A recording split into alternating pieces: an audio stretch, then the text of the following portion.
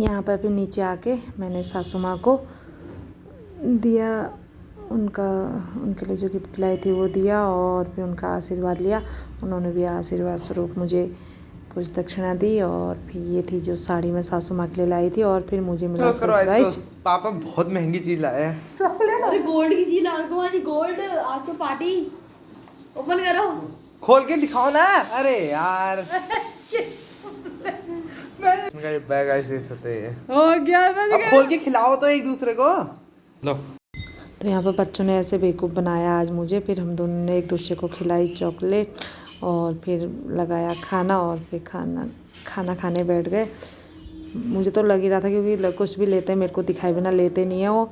तो बच्चे कह रहे थे लाए हैं गोल्ड का लाए हैं, मैंने क्या पता फिर आज सूरज पूरब से न के पश्चिम से होगा हो।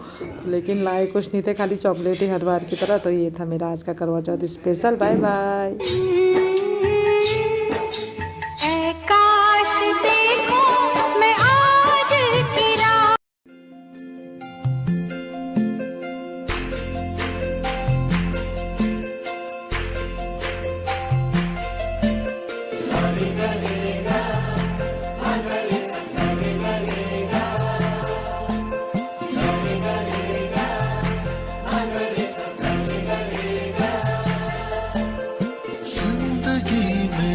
आज लम्हे खास आ गए, आते आते दोनों के दिल पास आ गए।